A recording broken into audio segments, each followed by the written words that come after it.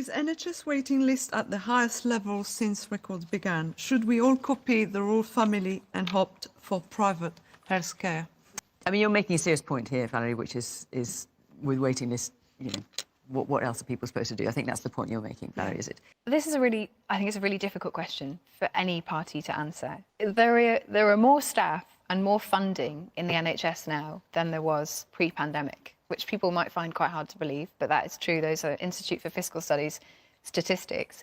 The issue I have with this is that she's essentially implying that extra money that's been put in since the pandemic means that the problem of waiting lists is nothing to do with any of the funding issues, and that it is a latent problem with the NHS structure, when of course all of this misses out on the fact that the waiting lists were growing and had been growing even before the pandemic as a result of the NHS budget shrinking as a percentage of GDP every single year from 2010 to 2018. So what she is doing here is, by shortening the period in which that she is using the data for in her example here, she is manipulating the figures to make it look like you can't fix the NHS by funding it correctly, which is untrue. It's broken and was broken before the pandemic even started because of George Osborne and Philip Hammond and their wrecking ball that they took to funding of governmental departments during the austerity period. And whilst it is good that Rishi Sunak, as Chancellor and then as Prime Minister, has put record funding into the NHS, that will take time after a pandemic and after dealing with the higher waiting lists because of austerity for us to get back to where the NHS was before. And that's before we even talk about all that money that has to get spent on subcontracting and CEO pay and all of the shareholder pay for all of these private involvers in the NHS. What she's saying here is so monumentally disingenuous, because I'm pretty sure that there's going to end up in literally her saying, clearly we're not getting value for money out of the NHS anymore. I'm like, that's because we weren't putting money in the first place.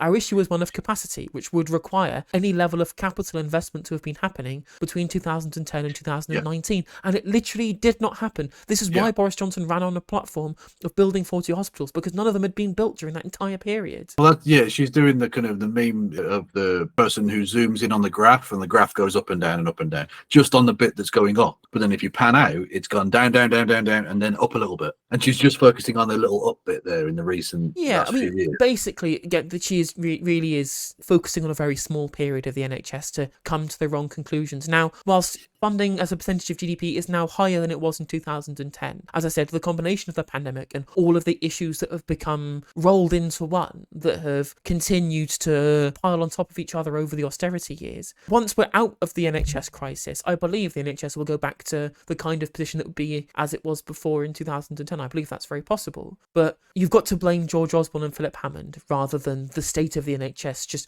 as a model, because even in 2010, it was the best healthcare service in the world. And I was going to blame the Blair and PFIs and paying back all the PFI debts as well. It's a really long scale problem in terms of politicians bollocking around with NHS funding rather than just funding it correctly. You had George Osborne taking money out and Tony Blair putting it all on an actual credit card in the form of PFIs. Whereas this person is a former Talk TV Murdoch lackey who just wants to argue against I don't Murdoch lackey, actually. Times person at the moment. Used to be Talk TV and also used to be The Telegraph as well. Yeah, so just, bear that in mind. They just want to argue against the existence of the NHS, but in a way that doesn't make them seem ghoulishly evil. True. Because they'll have to be able to argue it from plausible deniability on their ideological goals. It goes to that point about it being a very long-term problem. But what you've got to do is find a way to solve that. People expect Labour to be able to do something to solve it. And I know, obviously, you're in government right now, and With the Labour Party, it's going to be so ironic and disgusting that, when Chombly Crumbly Concretes came out with the government are going to sell off the NHS to American private companies, it's going to turn out that the person who's going to actually do that will be his Brexit minister, or shadow Brexit minister, you know what I mean? Yeah, indeed. The person who's now admitted that he never wanted Jeremy Corbyn to win and only served as Brexit minister to try and undermine May's Brexit deal. Yeah, thanks. Thanks, Keith. But with Labour, I think people expect more, and there is not very much room for Labour to do very much on this issue because the money isn't there. And changing productivity levels in the NHS requires investment in technology. It requires a new strategy. It requires staff working with all of those. Well, let's do that then. Let's fund innovation. Let's fund staffing. And the thing is, as well, he says there's no money for it. Funding in new capital investment in new technology or new facilities, this is literally all spending for investment, which even under Rachel Reeves's fiscal rules can be justified in using borrowing for. So this idea of there being no money is just completely nonsensical, even from like a Keynesian perspective. You don't even have to go all MMT on it. And there's a big problem with staff morale. So I think the answer is a very, very difficult one, and it's not a quick fix. And the concern is if no politician can solve it, more and more people will look to the private sector. And indeed they are. At the beginning of 2023, the number of hospital admissions paid for with private medical insurance was the highest on record. Actually, I think the NHS is one of those really difficult conversations because I think it's almost like a religious institution in this country. And I'm a big believer in the NHS. I use the NHS. I can afford to go private, but I use the NHS. But the truth is that we have not been putting enough money in one sense when we compare ourselves to the European continent. And yet the money that we are putting in, it would seem we're not getting what we deserve to get out of it. And so what I find really difficult about the NHS, not even talking about whether we should be looking at privatization or anything like that at all, what I find really difficult is it is an issue that we are incapable somehow of having a rational debate about. What it means in an aging population, what it means in a way that the NHS is effectively... See, this is just some sort of right-wing dog whistly type language. I don't think he's necessarily trying to do that.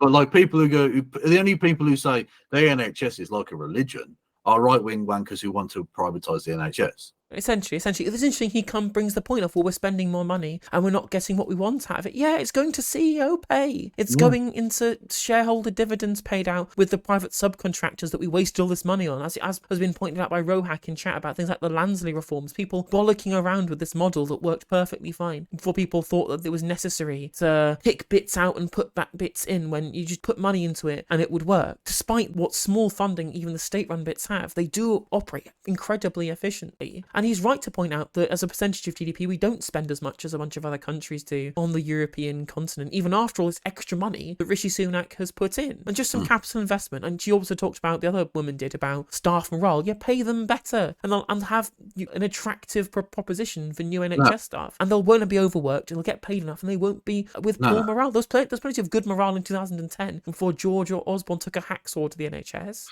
No.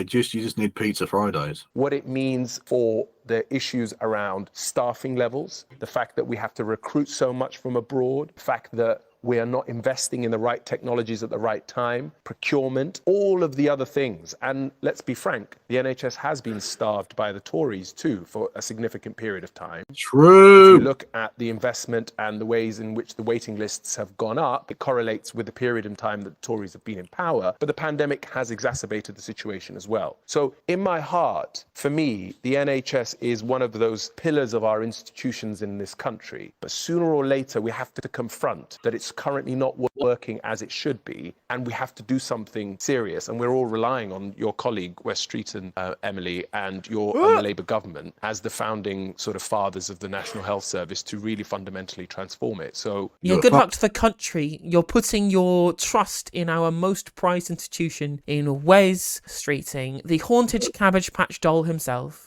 the man there in the black t-shirt. I suppose my question would be, for a Labour or a Conservative government, to alleviate the backlogs of the NHS waitlist, would private healthcare vouchers be an avenue that you might go down to try and alleviate, like I said, the backlogs that they've got until they are cleared, and then people can go back to using the NHS as it normally should be? This would be something that a government would try. A government definitely would try this. It does not work. It literally cannot work in the UK because the private sector and the public sector share huge amounts of staff and facilities. When you go private, all you do is jump the queue. Really and truly, all you're doing is jumping the queue when you get private healthcare by paying for use of the facilities before the free people do you get. If you give somebody a voucher for the private sector, they're still going to be at the end of the queue because because the voucher won't let you skip ahead because you've not paid for it. This literally cannot work in the UK unless you build extra private sector capacity. Maybe what these vouchers might do is tempt private healthcare to build more facilities. But what all that will do is subcontract even more of what is supposed to be the NHS's remit into the public sector just on their investment dime and on their profit, which is, of course, just privatising the NHS by stealth. So it doesn't work. That doesn't work, right? Why right-wing governments want to do it? Because it privatises by stealth. Oh yeah, well, exactly. That's what the IEA literally did a paper on how to privatise the NHS. There's a woman in a red top, I think. I can just about see you, yeah. It's not just about privatised, going to private hospitals. In Peterborough, you're not going to get to see an NHS dentist. The nearest one that will take an adult who's not on benefit is in Kettering, over 25 miles away. Jesus So hang Christ. on, let's just explore that a bit further. So if you live in Peterborough and you're not on benefits and you want to get an NHS dentist, you have to go 25 miles away. You would have to. I was deregistered because the dentist I was with, NHS dentist, cancelled my appointment, my regular appointment during COVID, and then said, because you haven't been, you're deregistered. I can't find another NHS dentist anywhere except the nearest is Kettering. Wow. Okay. Well, first of all, no, nobody should have to go private. And just to take, some of the issues that we've heard so far, we've heard about funding. Since the beginning of this Parliament, and obviously COVID is, the big health issue of this Parliament so far, funding's gone up by about a third on the NHS, right? By about a third. That's a lot. And we were spending a lot on it before. The point made about productivity... No, but we weren't spending a lot on it before. That's the problem. We weren't. We were spending too much on PFIs under Blair when we could have been spending normal government money, but at least the money was going into actually providing a service that made it the best healthcare provider literally in the world. We came top of every league table in 2010, even after the financial crisis. We lost loads of money in there because George Osborne's government continually dropped the amount of funding going into the NHS as a percentage of GDP every single year from 2010 to 2016, and then Philip Hammett did the same for the next 2 years as well. So it literally has had no money put into it. It's been starved of both day-to-day investment and capital investment. And my Treasury colleague Laura Trott is working on a productivity review, not just on the NHS, but on all government departments. That is a key part of it, because as a percentage of everything the government spends, the NHS is about 43%. It's a huge amount of all the money government spends. And so that productivity review is looking very seriously at this issue, and I think it's a fair point, well made. We've heard about staffing. And again, as Kate McCann said, there are now more staff, whether it be doctors, nurses, all sorts of other medical staff in the NHS than there was before. But it's not enough, as you know, because something like there are something like 1 in 10 vacancies. No, look, I'm not saying that all the problems are solved. I'm just making the point that we are making progress. But there is something that has particularly undermined on the issue of waiting lists this year, over the last year, and that is the strikes. Bingo! And again, you can't use this as an out, because even before the pandemic, waiting lists were continually going up. Waiting lists were at the highest ever recorded since records began in 2019, when they were still growing year upon year because of austerity before the pandemic. You can't blame the pandemic. You can't blame the strikes. No, union's bad. That's the only answer you ever need to anything. Union bad. Junior doctors' strikes have had a huge impact on waiting lists. Pay them then. The waiting lists were growing before the junior doctor strike. Well, because actually we were starting to bring them down. So if you look at November 2020, I think it was November 2023, the last month where there weren't any strikes, the waiting list went down by almost 100,000. Just the fact that the junior doctors weren't at strike. We've settled as a government. We settled with consultants, nurses, all sorts of other medical staff. The junior doctors have got to a place where they're demanding 35% increase. These are people who are well above average wages, 35% increase, which I think, and the government thinks, is unreasonable. They should come to the table and stop these strikes, which are... You refused to go to the table. Literally. What are you talking about? Victoria Atkins explicitly said she wasn't going to go to the table unless they pulled off the strikes. This is complete nonsense, complete lies from Bima Falami. Just disarm yourself and then come in, and honestly, we won't eat you. Yeah, literally, give up your only bargaining chip and then we'll bargain with you. Are having a huge negative impact on waiting lists and on the lives of my constituents and indeed on everybody in this country. Emily. The NHS is so broken. And after 14 years, who broke it? Who broke it? This government has failed. We need a change. We need a change of government, and we need a bit of hope for the NHS. When we left government, the NHS wasn't even an issue. It didn't even appear in any elections. Nobody thought about it because it had been sorted. And now look what they've done to it. Look how bad it is. You know, look at the demoralised and exhausted workforce. Look at the fact that they have done nothing about social care. They have not adapted at all. It's all very well them trying to blame the staff and saying that it's their fault because they're on strike, or if it isn't the staff's fault, then it's COVID's fault. The waiting lists were going up and up before COVID even struck. And what This about has been Kate's going point on that for a long should Labour time. get into government? I mean, Wes Streeting has talked a lot about a number of plans. Yes. Where's the money going to come from? What we have done is we've talked particularly about particular issues. Num, So num, num, we num, have num, a num. pot of money that we've talked about that we're going to use in order to pay the staff more, to work longer hours, I know, but to put their backs in and to help, fight back on terms of the waiting list. So we've announced that. We've announced that we're going to introduce more NHS dentists. I've spoken to people in Peterborough who have had difficulties getting hold of an NHS dentist. And it isn't just Peterborough that has this problem. Up and down the country, people are having real problems finding an NHS dentist to get onto the waiting list. And what about things like people are struggling to find private dentists? Yes, private. When I had tooth problems and I had to get an emergency dental appointment, amusingly, in my area, for some reason, the only appointment I could get was from an NHS dentist in Nottingham, which was about a 5 minutes train ride away and then a bit of a walk. But I called up 6 or 7 private dentists in the area, and none of them would take me. People who are using private health insurance are primarily or mostly using it for diagnostics.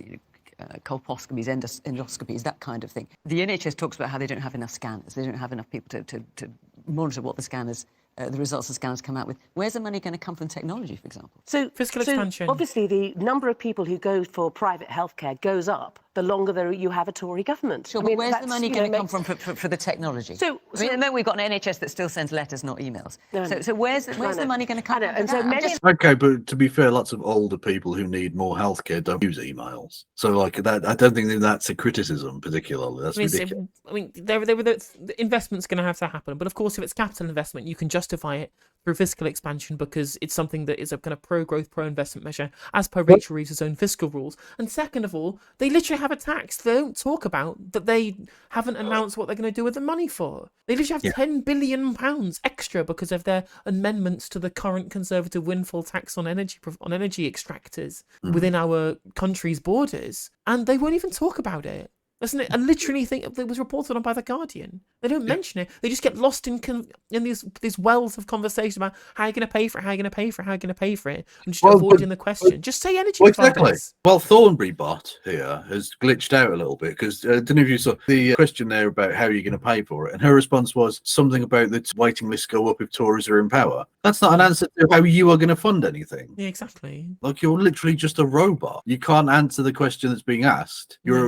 a glitchy AI. Does not compute. So many of the things that Wes has talked about is he's talked about the need to put more investment into the NHS, but also to be able to change some of the processes, which will include, much more work in terms of digital, so that we don't have. I mean, we all have. But also that will cost We've all money. had a letter that's arrived after our. That will cost money. That's the point I'm trying to make. Of course. And where's it going to come from? And so that's Taxes? why what we're doing is we're being Not really gonna straightforward with answer. people and saying we cannot fix the NHS that they took 15 years to break in one term. We will need to have more than one term in order to be able to really turn the NHS round, because it is linked completely with what we want to be able to do with the economy. We have had no growth in our economy during the entire time, practically, that this lot have been in. We need to make sure that we turn our economy around. We have a green prosperity plan, and we need to be able to invest. We need to be able to turn the economy around, and only then will we be able to put the sort of investment that our public services needs into our public services. And yes, it won't, if we were to be given the great honour of serving this country, it's not going to be fixed in a year. We are going to need some time. I'm going to answer the question that she was actually... Because she didn't answer the question. She literally didn't answer the question. Okay. Not at all. So the actual answer here is that, of course, it's going to come from borrowing, right? It's going to come from fiscal expansion. It's capital investment on new technology, new infrastructure, new hospitals, new beds, whatever it might be. It's capital investment. It can come from fiscal expansion. The justification for this very specifically is that you can borrow that money if you therefore grow the economy more than the amount you've borrowed for. Therefore, your debt to GDP ratio goes down. That's why you can borrow for green investment, because it's a pro-growth measure. Not necessarily difficult economics to be able to wrap your head around. But when it's something as nebulous as healthcare spending, you've got to remember remember that one of the biggest reasons our economy is so sluggish is that huge swathes of our population literally cannot work because they are too ill to work, because they're sitting around on NHS waiting lists. Key operations they need to get themselves back into work, which would therefore increase the productive capacity of the economy and therefore grow it. So by the same metric, you can invest in green energy because that green energy creates jobs, creates more economic activity. You can make the same argument for NHS investment because the more you invest, the healthier people are, the more work they can do and the more productive they are, and then you can grow out of the money that you've borrowed. It's very simple to just say we would invest through borrowing, but she can't say that because borrowing is a dirty word, because our journalists in this country just treat it like a de facto dirty word regardless, because they don't understand economics. As it's been a BBC internal report has even shown they don't understand economics. So you can't even put across very simple economic things like borrowing to invest to bring the debt down as simple economics to these people, because even the journalists don't understand it. What do we do regarding the dentist? What advice would you give to me, having recently moved and not been able to find an NHS dentist in Peterborough? What advice would you give? We are increasing the funding. We are making it easier for more dentists to take on NHS patients. It's going to take some time to work some of this out. Part of the impact on this was the result of COVID, where a lot of things were untreated for a very long time, and then the backlogs were difficult, and some dentists then stopped taking. And the lady who mentioned earlier that she was sort of deregistered, I think that was wrong, and it doesn't strike me as in any way legitimate to do that. But more broadly, we are trying to now encourage and incentivise more dentists to take NHS patients. I can't speak for Peterborough precisely, but I know that that's something that we're working on. I suppose the answer is maybe think about going private. That's what he's saying, really. No, vote Labour. Or vote Labour, maybe. That's what Okay, there's lots of you who've got your hands up, so I'll just... Woman here in the orange shirt. Yeah, I live in Peterborough and I was also deregistered during COVID for the dentist, so I've now had to pay and go private. But also, I think the NHS is broken. In Peterborough, you struggle to get a doctor's appointment, and recently I've had 2 occasions when I've got through to the doctors and been told that NHS service. Yeah, literally, if you ring up the doctors, they just might as well reply with just nah, bruv, nah. Yeah, literally, there's a scramble for 8 a.m. every morning to get yourself a GP appointment. Yeah, and if you're 1 minute late, nah, bruv. This is no longer available. You have to pay for that treatment, and that's happened twice in the last 6 months.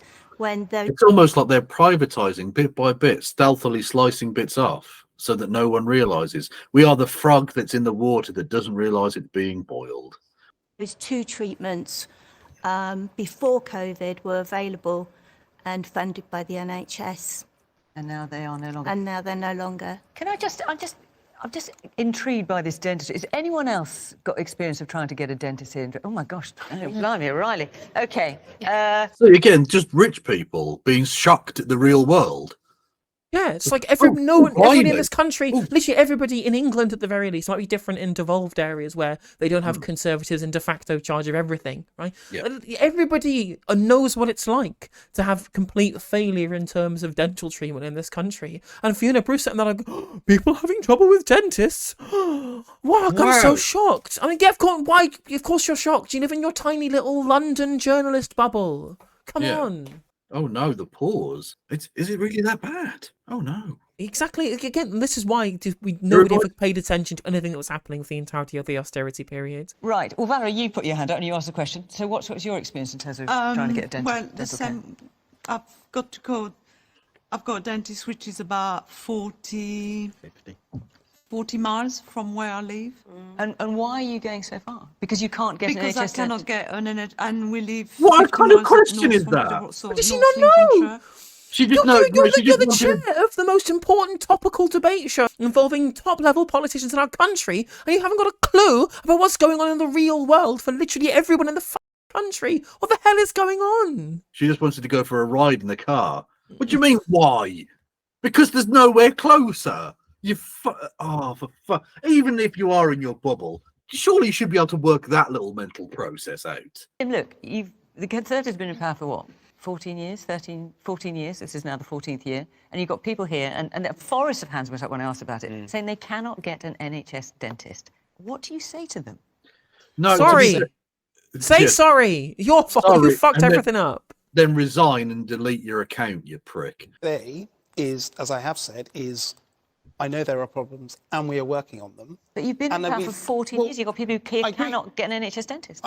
Sorry, I know how long. Sorry, I think is what you meant to say. Sorry. I'm thinking what you should be saying. Literally can't have pre-watched. We can't have pre-watched. Literally can't have pre-watched. Let's let him answer, in fairness. What I'm saying is the impact of COVID on our system was significant. It was like this before. It's not just in this country. NHS dentistry is a big part of that. And now we have got the economy turning the corner. That means we've now going to be able to continue to increase the funding where it's necessary. But I'm not pretending that it's easy. But what I'd also say to you is you've got to beware of when Labour or anybody else says, don't worry, trust us, give us 10 years in power and we will fix it. They're not willing to explain the plan. They're not really willing to explain how they're going to fund it. Emily mentioned the Green Prosperity Plan, which costs £28 billion. Fine, that's reasonable. But they haven't been able to explain how they're going to pay for it. And £28 billion is roughly about 5 to 6% extra on income tax. Now, it's reasonable if Labour say, right, we're going to raise your income tax. That's not how. Like, there are other options, mate, aren't there? I'm going to give Sir Keith Stonger his credit. In an interview, very specifically on this subject, he was asked, how are you going to pay for it? And he said, borrowing. He just said the word borrowing and said, oh, so you're going to borrow for it? Yes, because we will grow faster than we've borrowed. End of the question. It's done. It's over. That's it. Easy peasy. You've said how you're going to pay for it. It's really not difficult. People don't care anymore. It's not a political point that you can skewer people with. And that was a party political broadcast on behalf of the Sir Keith Stonger party. Indeed. That's by 5%, and we're going to spend that £28 billion. If that's so, they need to be honest about that. Talking about truth, Emily, be honest about that £28 billion. Where are you going to get the money from? How much more are you going to increase people's taxes in order to pay for it? So what we're going to do is we're going to build up to £28 billion a year. We're going to do it during the second part of the first 5-year term that hopefully will be the first. And what we will do is we will borrow it.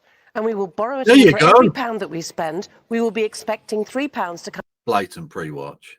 I'm sorry, I don't believe you. I think you. I mean, as I say, I'm just glad they're fucking saying it. I've been hanging on at them about just be truthful with the public. Tell them how the functioning of borrowing works. An actual answer. It's incredible. Someone's answered a question. Don't mark that off your bingo card because it wasn't on there. No, indeed. Come in from the private sector, because what we will be doing is we will be transforming our energy system so that your bills will go down forever, because we will be making sure that we will have the sort of renewable energy that, frankly, our country really ought to be world leaders in, and we have been held back. You know, do you know that Ukraine, right, has built more onshore wind farms since the war than we've been able to build at all in this country? It takes 14 years to put up a wind turbine at the moment. We will transform this for the better. And we will be investing that money. We will show clear leadership, and the private sector will know that, for example, we're rewiring the country. You know, the amount of money that's being held back because people either can't put their energy onto the grid or can't get money off the grid to set up a new factory because our wiring as a country itself is completely... Oh, weird, isn't it? You're saying something wrong with the national grid, are you, Emily? That there's issues in terms of connectivity because we've not put in the requisite capital investment into ensuring that onboarding onto the grid is quick and seamless as a process. Whose fault is that? Oh, is that the private sector that the national grid got sold off to all those years ago? Wouldn't it be super simple to fix this problem about connectivity to the national grid if we owned it, for example? Oh, well, that's pinko commie shit. If not for the fact that Neil Pinnock ran on renationalising the grid in 1992. Is he now a leftoid? Is he now a secret militant Trotskyist? The money. There was quite a sizable ripple of laughter through the audience, and I'm just... So who was laughing there? I just want to hear why you were... So you, for example, here in the front. Hang on, let's get a microphone to you. There you go. Borrowing more, aren't we already in enough debt? No. But in order to be able to grow... It's not a real number. It's literally not a real number. To debunk this point thousands of times, right? We are a sovereign currency issuer. In fact, now outside the Lisbon Treaty, we can actually sell bonds to our own central bank to generate new currency to spend on public services. The 30% of our national debt is owed to the Bank of England itself, literally owed to ourselves. Another half of that is owed internally to people in the UK, so it still is kept onshore in our country. For us to have a sovereign default is reliant on the very small percentage of government bonds that are owned overseas, and that's not going to happen. It's a completely illusory number. Have to put the injection of money into it in order to invest. I mean, just like people borrow to buy a house, you know, we need to borrow to invest. We are being really careful about making sure that the promises we make, all of the promises that we make, we're saying are costed, but we are also being completely clear that we will build up to borrowing 28 billion a year in order to be able to invest it, in order to be able to transform our economy. It'll be worth it. Okay. You know, because we will get the growth in our economy that we won't get from.